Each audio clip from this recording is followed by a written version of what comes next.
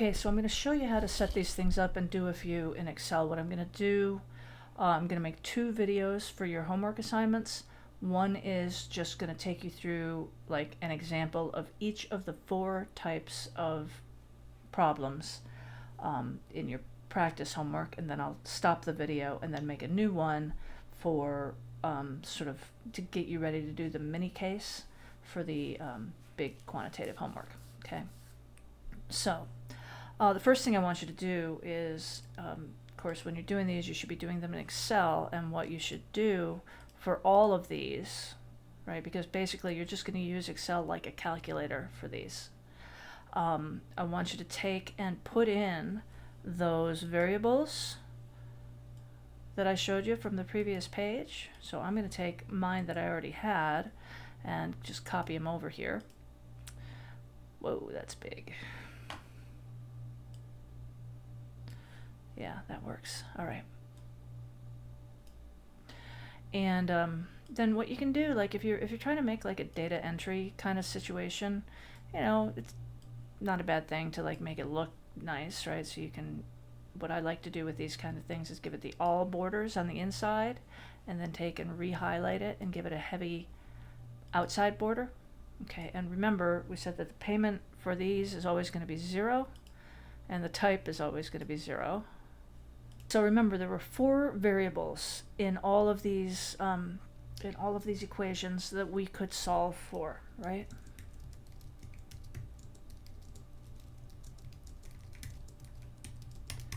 So we might want to know the future value or the present value, and then we also might want to know how long it takes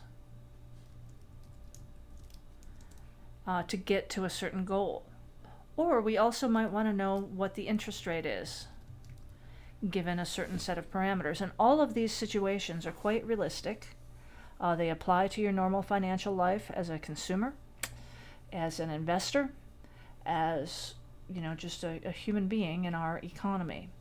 And so for all of these, like I said, I want you to have a data entry screen, and then down here you can just, you know, do the function here, right? Okay, so what do I mean by that? Here we have problem 3-2. Dixie Bank offers a certificate of deposit with an option to select your own investment period. A certificate of deposit is a product that banks sell, which is basically it's a savings product, but it's not quite as easily accessible as your regular savings account. So if you get a CD, right, you can't get the money back out of that CD for 3 months, 6 months, 3 years, etc. So here we have Dixie Bank offers a certificate of deposit with an option to select your own investment period. Jonathan has $10,000 that he could invest in this.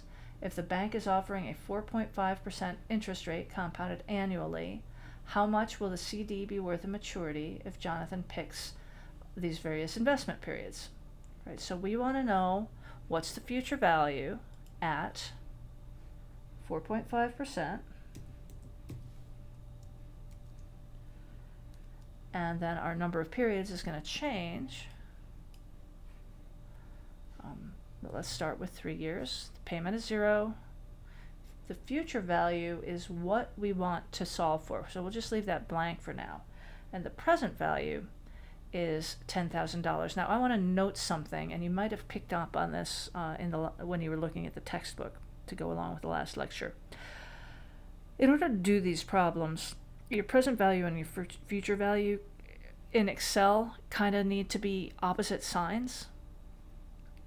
So if you want to have a positive cash flow as a result of an investment, you need to indicate the investment as a negative number.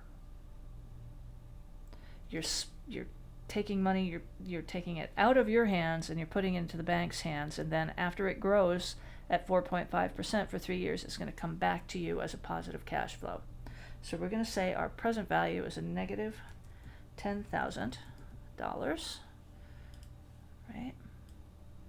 And so the question is, what is the future value?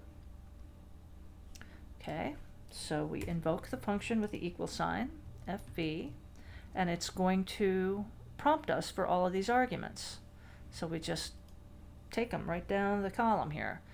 The rate, 3 years, the payment 0, the future value we don't know, the type is 0. I'm sorry, the payment, it's looking for the payment next, and then the type is 0. It should give us, come on, 11,411. Right, so that's how much our investment is going to be worth in 3 years at 4.5%. Now, the magic happens, right? So you would put that in here. And I guess they want it to the nearest cent, which I find annoying because it's ridiculous with numbers these large, but let's do it. So we put in 11,411.66, hit enter, and it's correct. So now, haha, watch this. All you got to do is change the number of periods to, what's the second one, 5? Boom. It gives you the answer. Okay, 12,461.82. Okay, so that's how you do these future value problems. Okay, so I'm not going to solve all the rest of those out for you. Let's just look for the next one. That's a different, yes, we want to leave this question. Okay, so this is future value again, so I'll leave that to you. Present value. So now this one is interesting, and the thing is, like I keep saying, these functions in Excel, solving them out is trivial, right? It's figuring out how the heck to set the things up that's the hard part, right? But these are kind of realistic examples. When they're first born, Grandma gives each of her grandchildren a $4,000 savings bond that matures in 18 years. So what that means, a savings bond is a very, very safe investment in vehicle. Grandmas tend to like these kinds of things. And so you purchase something when a baby is born at something less than $4,000, and at maturity, right, when the child turns 18, that thing will be worth $4,000. So the question is, okay, the first thing I'm going to hit here is how much do you have to spend on them for a newborn, right? So let's see, this is 5.5% discount rate, and it's 18 years, right? So when the child is first born, again, the payment's going to be 0. The future value now we know is 4,000, type is 0, and the present value is what we're solving for. So we invoke the present value function. Here's our rate. Here's our number of periods. Our payment is 0. The future value is positive 4,000. The type is 0, and we want to solve for the present value. Hit enter, and that says that she needed to spend, right? It returns as a negative cash flow. So when a baby is born, she would spend $1,500 to purchase a bond that will mature in 18 years at a value of $4,000. Right, but that's not what the question is asking. Well, it's asking that for letter E here, right? Again, the tricky part is not setting up the function. The tricky part is figuring out how to attack these problems, right? So let's look at the question again. When they're first born, Grandma gives each of her grandchildren a $4,000 savings bond that matures in 18 years. For each of the following grandchildren, what is the present value of each savings bond if the current discount rate is 5.5? So Shane, our baby, his present value is $1,525 because he's got 18 whole years for this thing to mature. But Seth turned 16, so he's only got 2 more years for this thing to mature. So let's see what's the present value of an investment that's going to be worth $4,000 2 years hence. Right, and so it recalculated for us. 3593.81, and let's just check it and make sure that that's right. So that's how you go about that. I've said it before, I'll say it again, I know I'm being repetitious. The hard part is figuring out what the puzzle actually is that you're trying to solve. Okay? And the puzzle here is how many more years do we have left for that thing? What is the number of periods that we need to use to solve our present value problem? Okay, so that's how you do the present value problems. I'm going to zero this out again.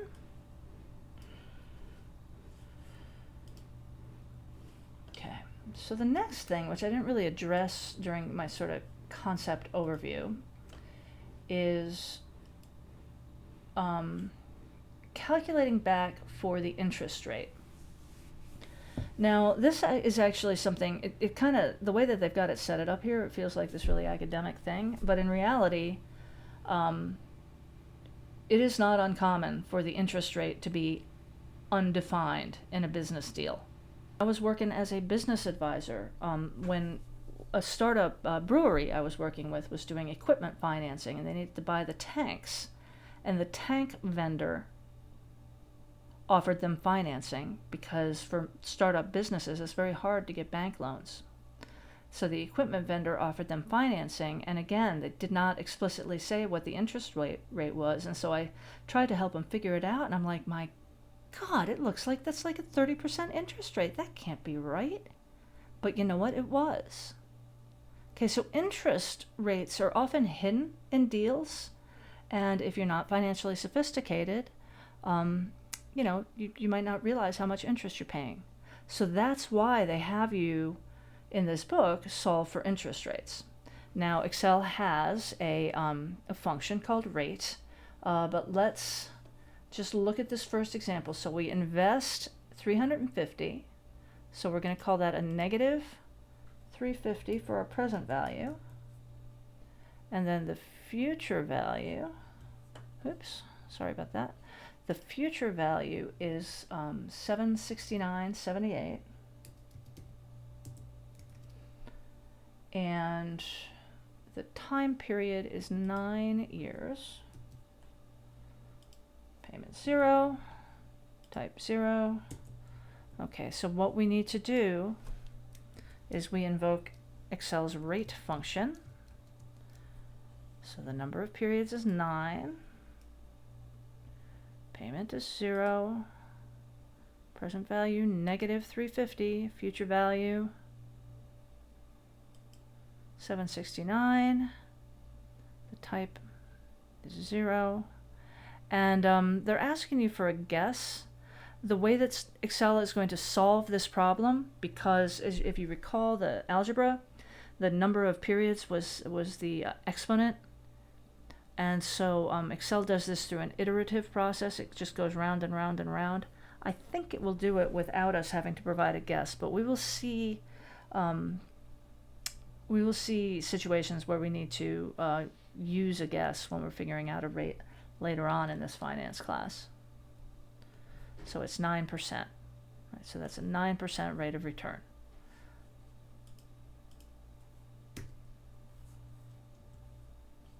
That's incorrect. Okay, I am going to leave that mistake in there because I want to show you how I fixed it.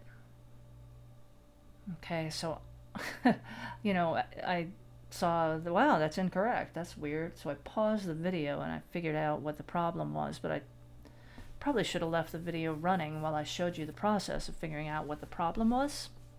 So the first thing that I did was look more closely at what I had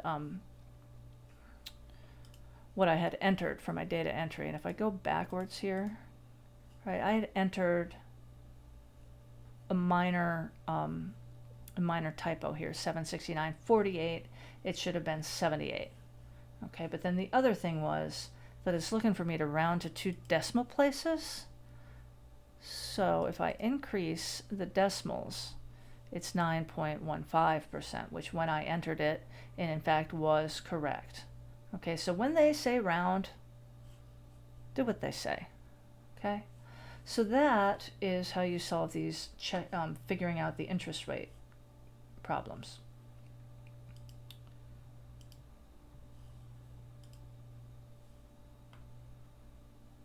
So there's another example of that. I like this example a lot. I will talk you through it, but I'm not going to solve you through it because again, the rate question is trivial. You know, you just solve the thing in Excel. So two mutual fund managers are arguing over who has the highest performance. And I guess I just want to tell you that a mutual fund is a type of investment where it's like a bundle of different securities, bundle of stocks and bonds and various different investment options, all within one product that is sold by fund managers. A really, really well-known and well-regarded fund management company is Fidelity down in Boston.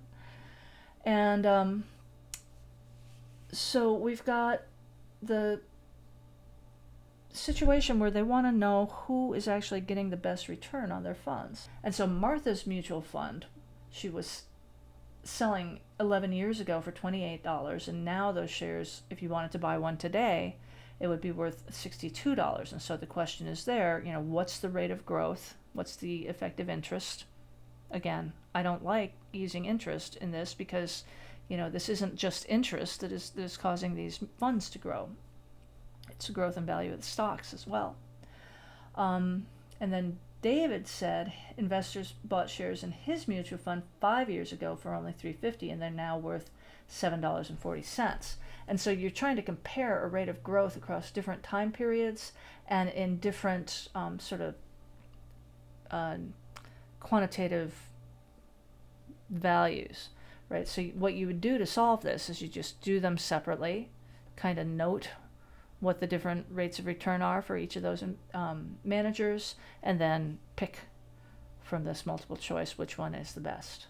Okay, so that's another interest rate question. And so now we have looked at future value, present value, we've looked at interest, and then the last variable we want to look at is waiting periods. So Jamal wants to be a millionaire, don't we all? Okay. And so we want to know, so now we're solving for the N per, right, the number of periods. And let's see, so the first question is if he invests at 19%, which is a ridiculous rate of return, and the question of the number of periods, that's what we're solving for. The payment is 0. The future value is $1 million. Sometimes when that comes up, it just means that you don't have enough room in your column. Okay, what that means is 1 raised to the exponent of 6, which is, I believe, $1 million.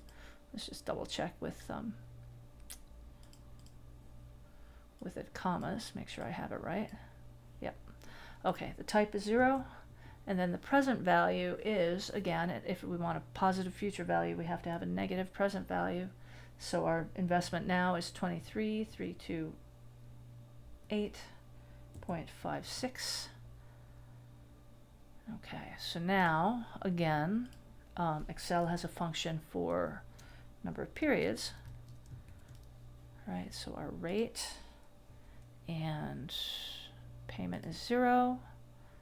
Present value is what they want next, and future value and type.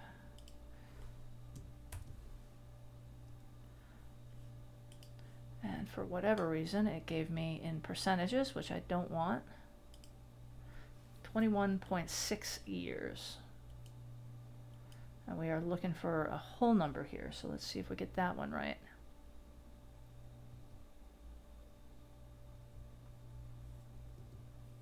Yep.